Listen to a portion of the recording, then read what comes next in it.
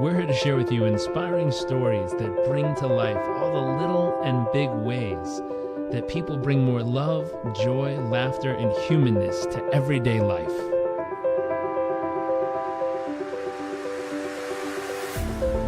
Our focus is the hunt for those little moments that refuel the human soul and reminds us what life is really all about. I invite you to sit back, enjoy the moments, enjoy the stories, the adventures, and the journeys.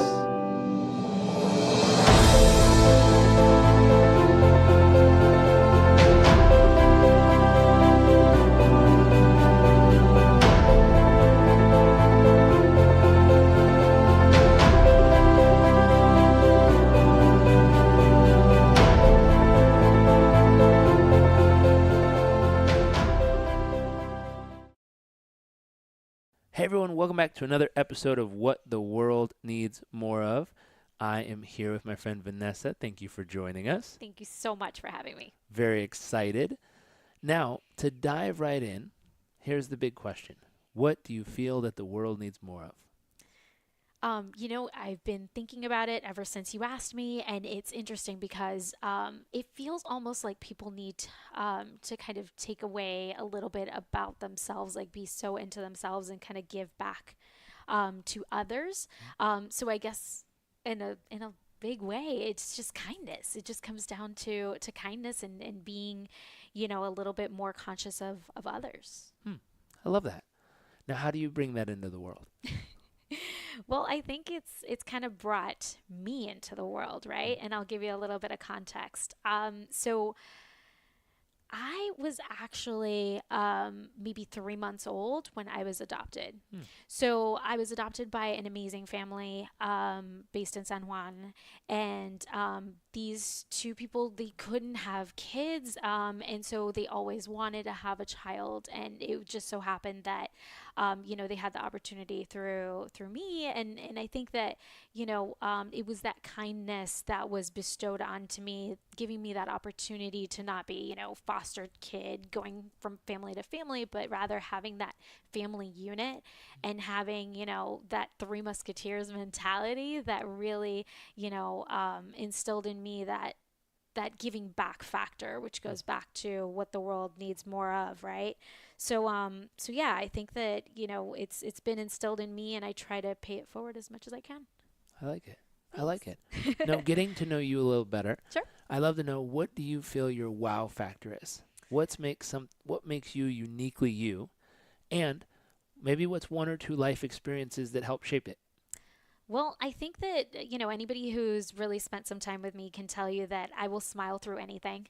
And I think that that's kind of my wow factor, right? It kind of delves into positivity a little bit, but it definitely has to do with the fact that I like to face everything with a smile and try to, encourage others when it's bad times and whatnot. But I think that that's definitely one of my assets. I bring that to the workplace as well. When things are tough, I try to bring it into a positive light, and always, even if it's like a tough coworker, I try to, definitely be polite and definitely bring that positivity.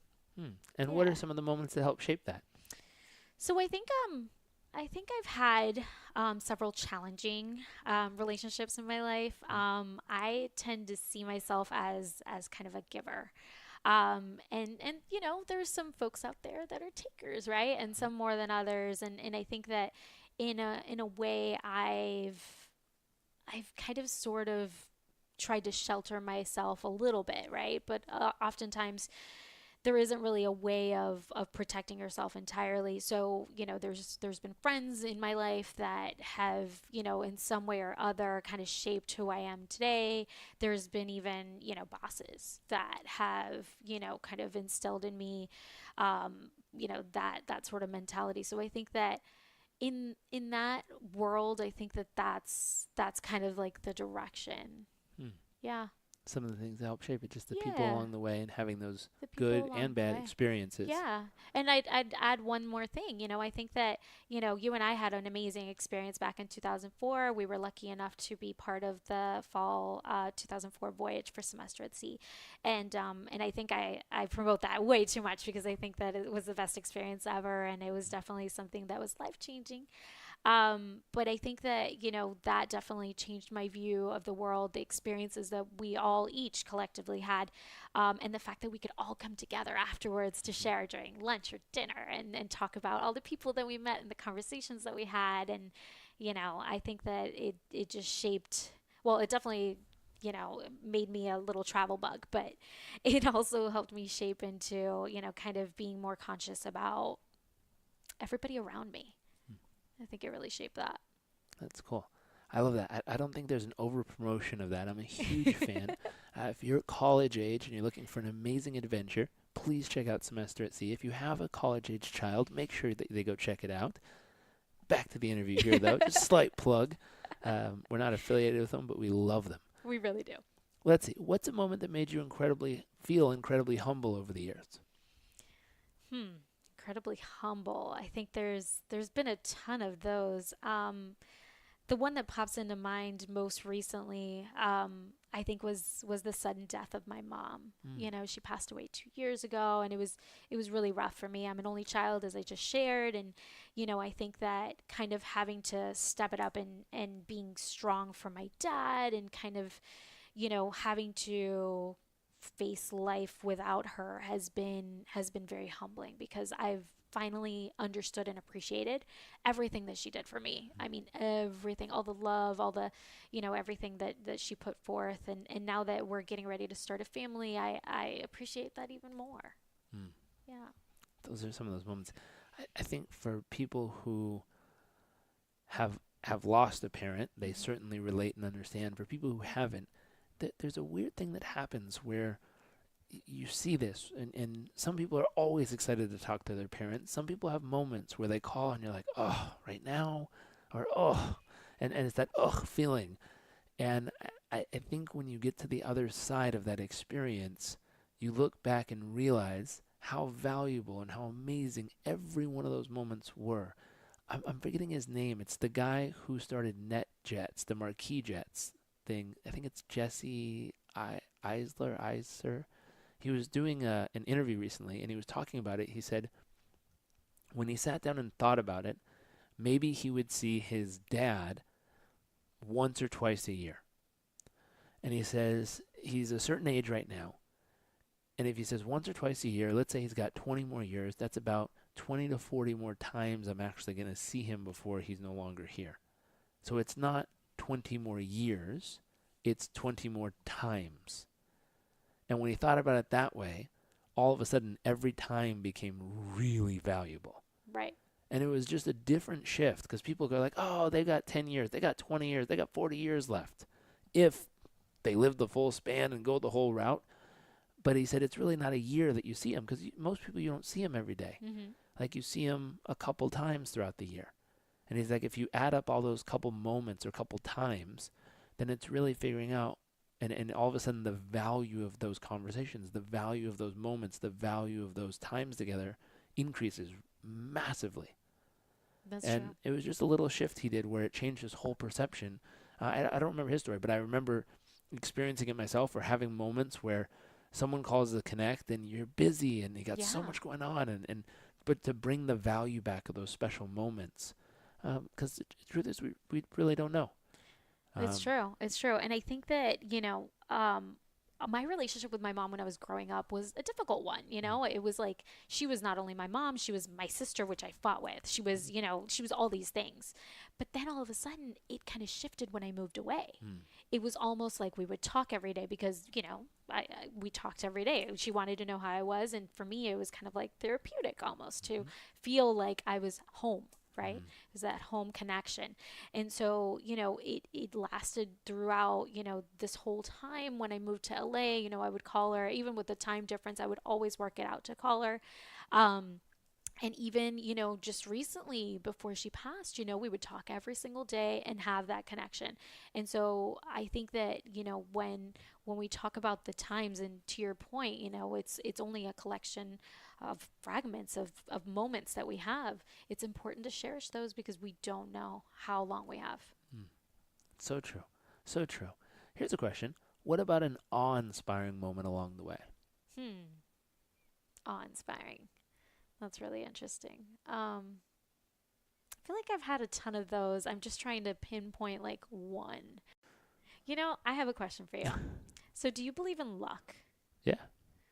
I feel like I've been really lucky. Mhm. I feel like these awe-inspiring moments, I feel like they're all like a collection just because it's kind of all trickled down with, I just shared the fact that, my family found me, the fact um, that I have an amazing husband that, is so giving. Like he's the kind of man who basically he'll see, a homeless person outside of anywhere and he'll go and buy, a loaf of bread and peanut butter and jelly and just like give him the bag, here you go.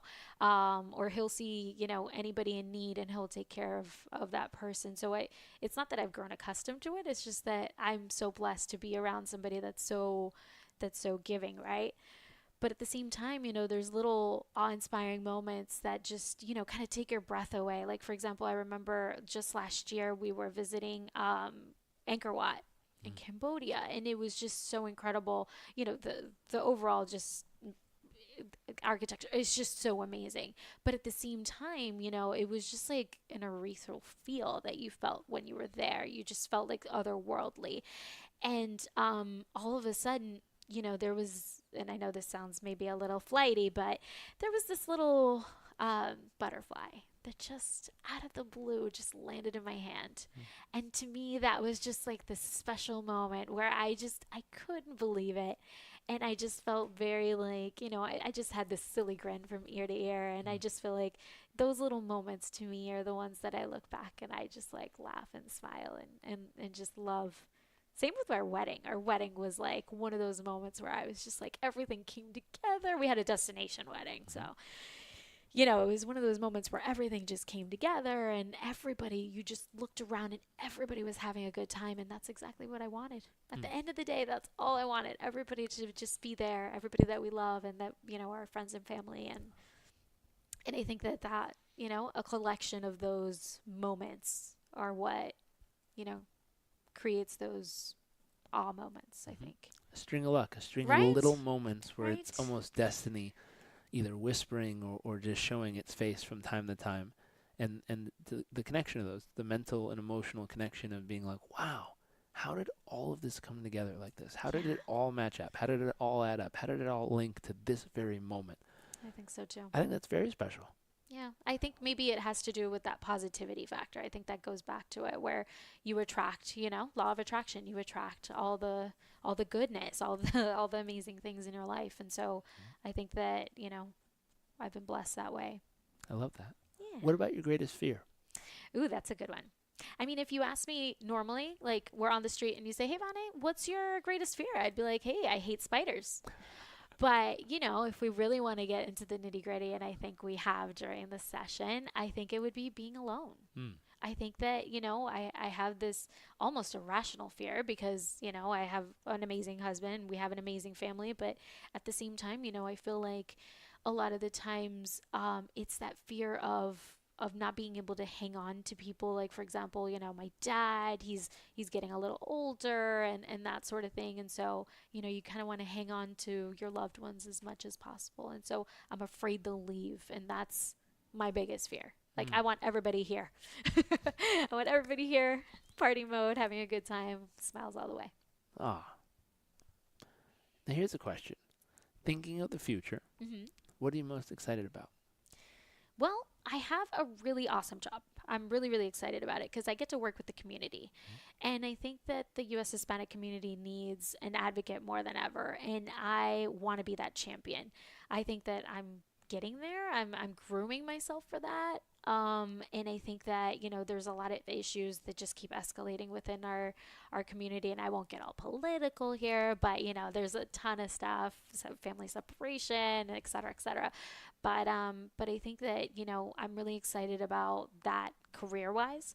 On the personal note, I think that, I'm really excited where my marriage is at. I'm going on 3 years, which I'm really excited about. It's more than most Hollywood marriages, so hey. And so I'm really excited about that and seeing where it goes. We just got our new house, so, there's a new M word, mortgage, which is crazy, but I'm really excited about, the future and what our house is going to eventually shape into, whether it's, having 2 kids or 5 dogs or whatever it may be. Or 27 cats. Exactly. You Don't do never that. know. See, I'm allergic to cats, so Perfect. I don't think the cat thing is gonna happen. But I'm also excited about the possibility of, of the city that we live in, because I think it's really exciting that, so many folks have moved here from different stages in my life, right? So I have a really good friend that's all the way from high school that I've kept in touch with. I mean, even you. I mean, we hadn't connected in a long time, since 2004, and it just so happens that you moved down here. So I think that, we're all connected, and it's just everybody kind of coming together. So I think that in the future we can maybe expect more of that. That's awesome. That's awesome. I love it. Now, here's a question. We're going to switch gears in the second section of the show. We call this nuts and bolts. Okay. So tangible, practical, tactical tips people can use from life experience you've had. And so the first question is, where do you focus the majority of your life each day right now? I would say spinning. I'm really focused on fitness right now. I think that, I've had a couple health assessments and whatnot, and it's really important to me to focus on my health. And so I've been kind of attacking the gym a lot, and so I'm a big fan of spinning a flywheel, and I've been going there a lot. I would say almost every day, and so that's taking up a lot of my time, other than work, which obviously consumes that 9 to 5. But also, I would say my family, kind of keeping in touch with those that are elsewhere. I don't know if I've ever shared this with you, but, our family is all over the place. So my dad is in Puerto Rico. My husband's family is in Boston, also in Colombia. So it's really tough to like touch base with everybody and keep everybody connected, although everybody lives everywhere else. And I like to be that connector. So it's kind of, I put it upon myself to kind of make sure that everybody's together, and making sure that everybody's talking and happy. I think that, another thing is our relationships, like our friendships. And a lot of the times it's interesting when you kind of separate what's happening in their lives, because you think like they're going through the same things you are. And I bring this up because a lot of the time, a lot of my free time, I should say, is going towards nurturing my relationships, my friendships. I have taken it to heart to kind of whittle out the people that are toxic. I know that's a tough word and that's a hardcore word, but there are just some people that are not good for you, and they don't have the best intentions, and they're takers, and I've kind of whittled those out of my life. And so now I feel like I have this amazing core supportive group, and so I try to nurture those relationships as much as possible. So that's consuming a lot of my time, especially since a lot of my best girlfriends are getting married this year. So you can imagine I'm in every single wedding, and it's just been amazing. That's awesome. Yeah. What's the key to your success in all this? Oh my gosh, I don't want to sound redundant, but I think it's positivity. I think it's, keeping that smile on my face, and making sure that, that no matter what happens, even if the tide is low, you still, you keep trucking, and you make sure that to lift others that maybe are not having the best time, or maybe aren't as positive themselves. I like that. And our final question is, what's one actionable tip others can use to apply in their own life to achieve this kind of success in what they're up to? Oh my goodness, that's a tough one. I mean, I feel like I am no one to give advice, just because I feel like it's just been a string of the people around me, and maybe that's the tip. I think that maybe you surround yourself with those that lift you up, those that empower you, those that, that make sure that, when you have a question, they help, they help you answer it. They help you, they help guide you. I think that it's really important to have mentors, I have several for different walks of life. I have one that's personally my mentor for work, and I run a ton of things by him regarding, what should I do? I'm in this situation, that sort of thing. And I have, my husband who's just my rock, and I voice everything to, poor guy. But then, there's some girlfriends that you really talk to for different things. And I feel like I have those relationships. I have one girlfriend that I talk to about, anything related to marriage because she's been married and she gets it. And there's others that I talk to about the silly stuff. So it's all these people kind of coming together and being kind of your cheerleaders in a way, and kind of helping you, and kind of helping you push forward, and being your best self.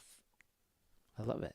So choose your community wisely. Yeah, choose your Handpick 'em. friends wisely. Make sure they're cheering for you. Make sure they're Yeah. there to support you, and make sure you can bring something to the group as well, and make sure you're really adding into their worlds. And weed out the bad ones. And weed out the bad ones. I love it. Cool. Well, thank you for joining us. Thank you so much. It's been a pleasure, Thank as you. always. And for everyone who is listening, if you love this episode, make sure to share it. Make sure to subscribe. As always, we believe that sharing is caring, and we like caring people around here, so make sure you share. And we look forward very much to seeing you next episode.